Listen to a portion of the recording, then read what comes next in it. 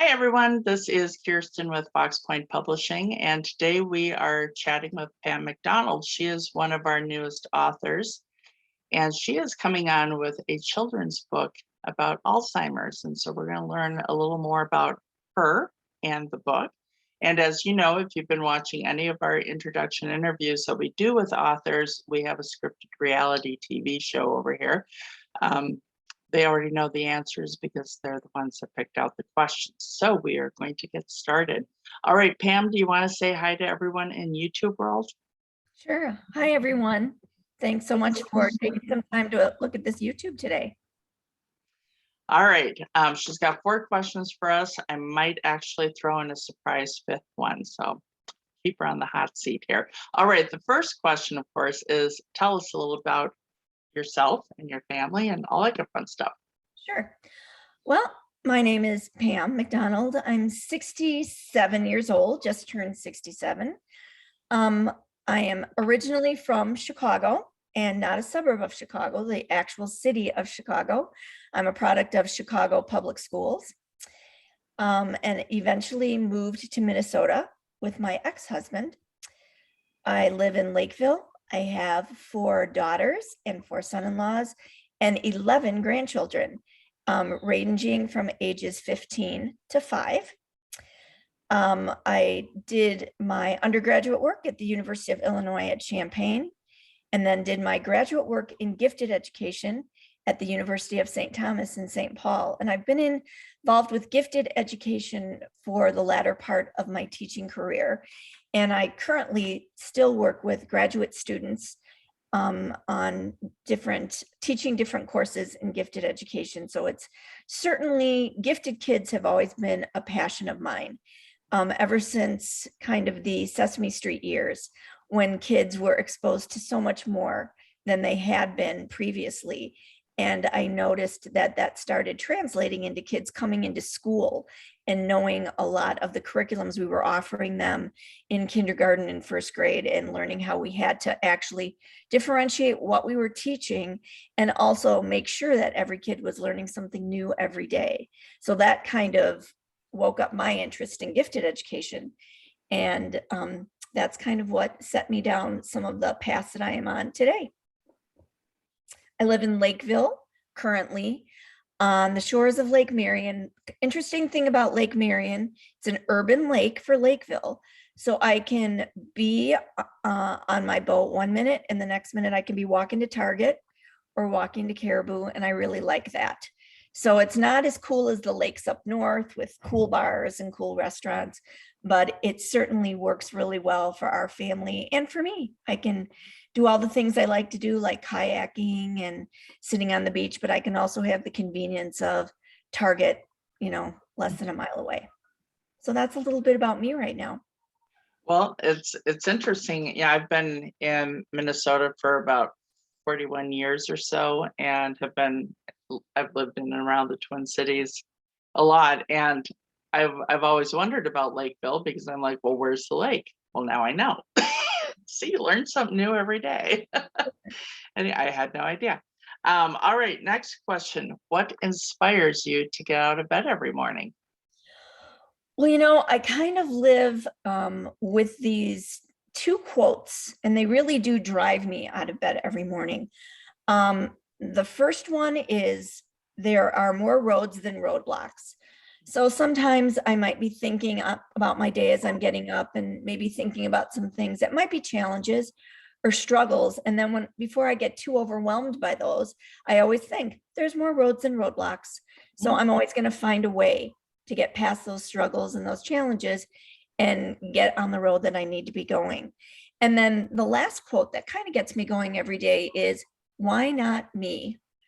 I went, as I told you, I grew up in Chicago, and I grew up in a very large all-white high school, which was really an anomaly for the time. And I've kept in touch with many of the people that I went to high school with. I actually ended up going to college with a lot of them at Champaign. And it always was interesting to me that I spent a lifetime career in education, But those of you who are in education know it's really a bucket filler. You love the kids, you love the families, you love the teaching, but it certainly isn't a bank account filler. And as I would go back to reunions or reconnect with other people that I went to high school with, and one I'm thinking of ended up being vice president of Wrigley.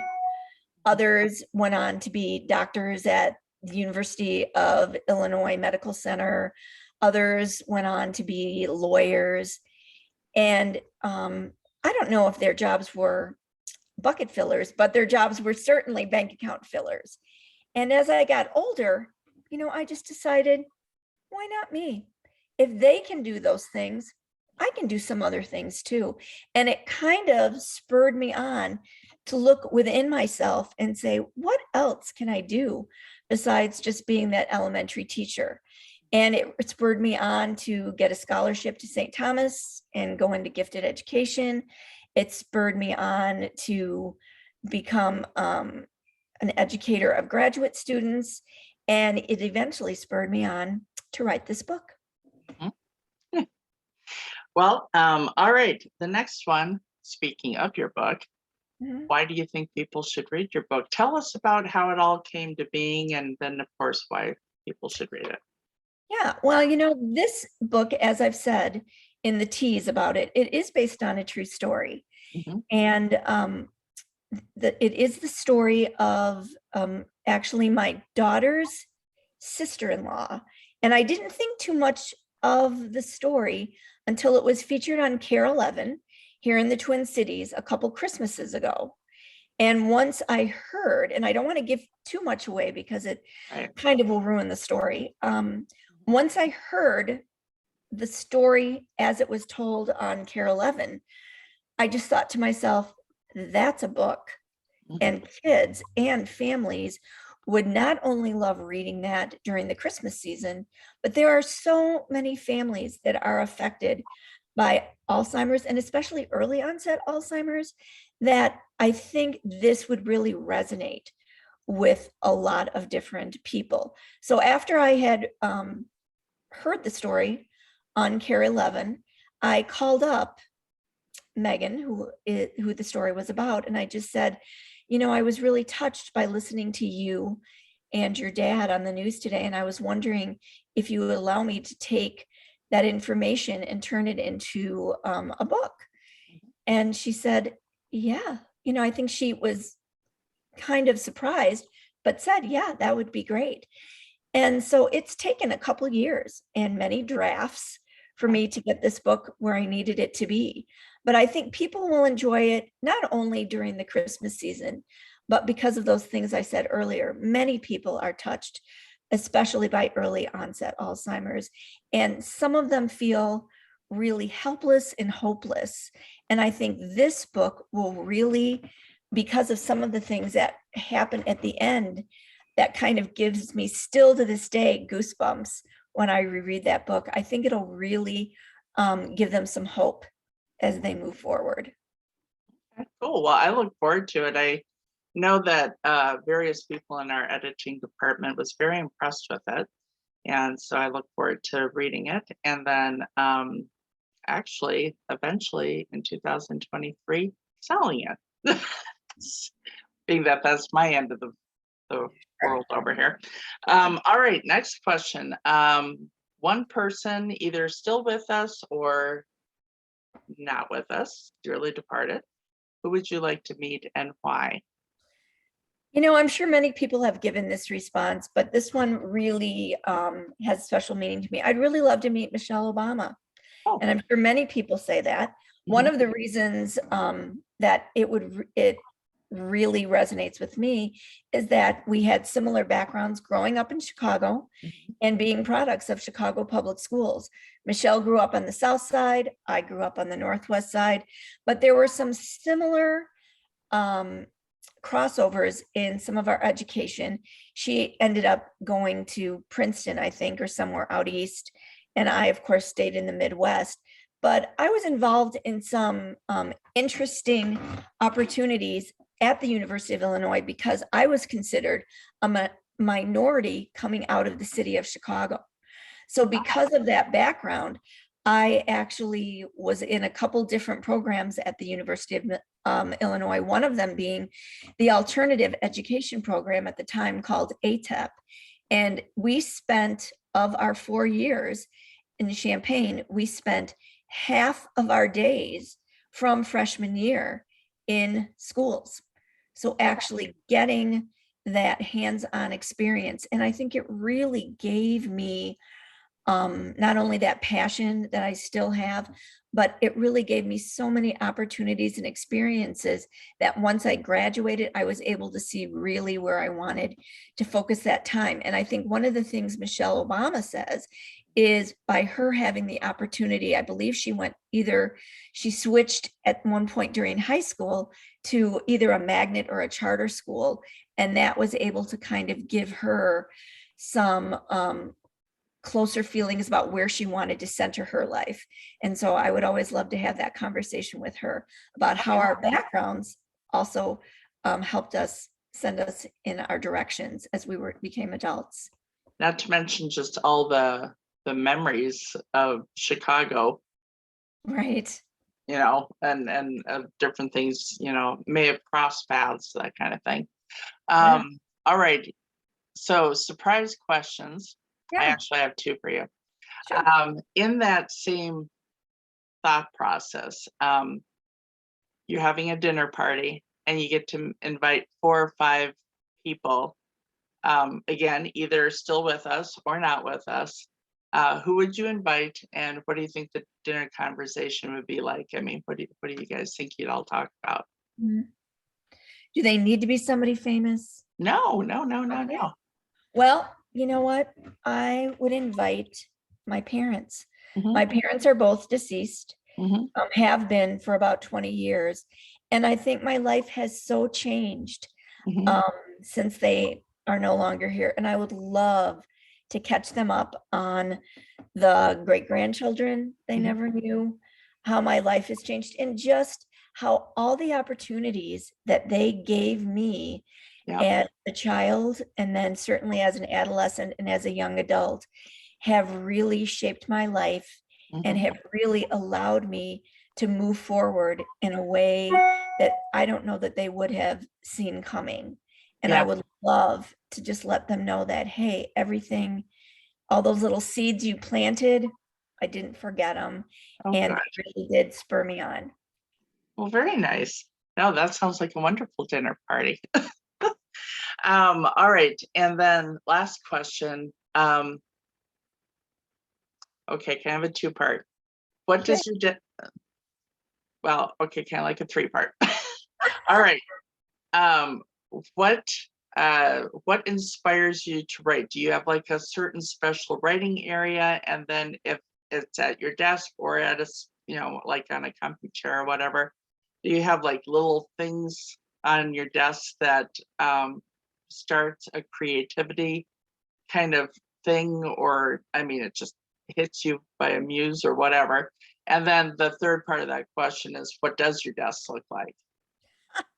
All right. Well, thank goodness my desk isn't really part of that inspiration because Okay. it's got a lot and it's not necessarily as neat as I would love it, but Mhm. I have everything at my fingertips. But what really does inspire me to write is um, when I was divorced pretty young and I had 2 small children at the time.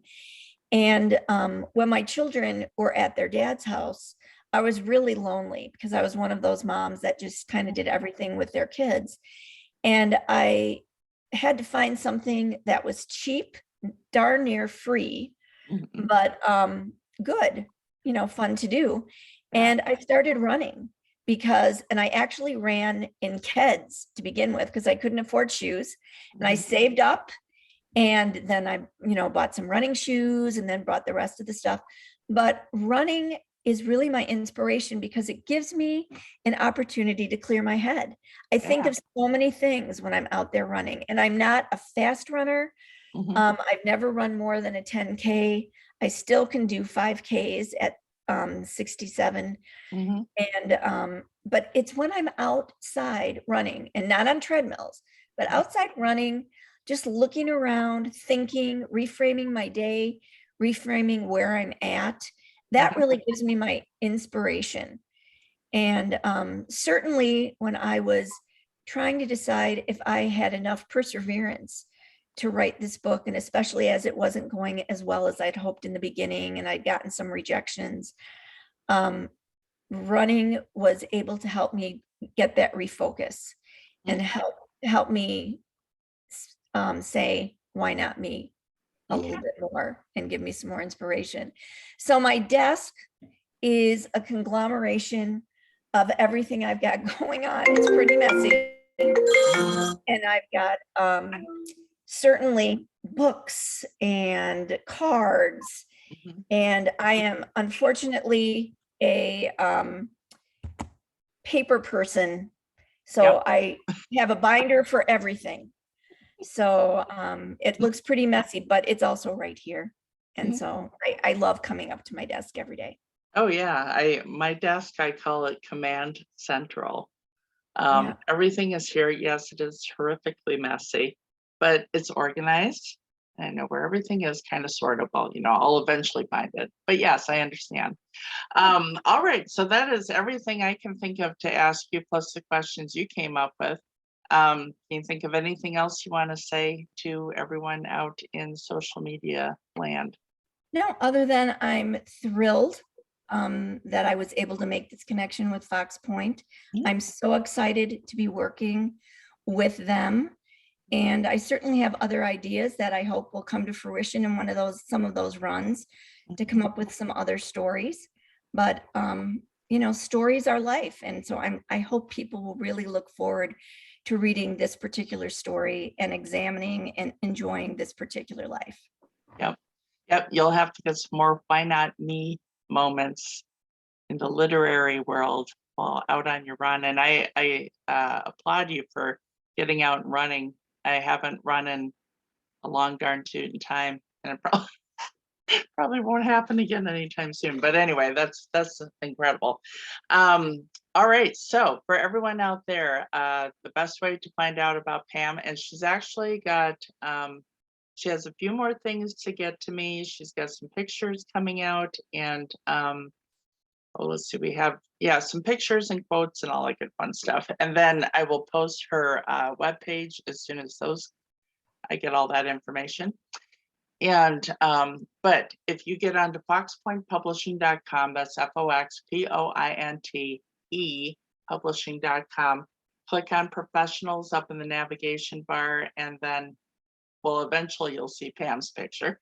Click on that. That'll go to her webpage, and you'll get to learn more about her. And it'll also have all of her social media links on there and how to get a hold of her and all that good fun stuff. And then as her book publishing progresses, we'll get her book cover up and some different page samples and all that kind of stuff. So it'll go along with lines. All right. Other than that, thank you so much for joining us, and you guys all have a fabulous day in your neighborhood. Thanks. Bye.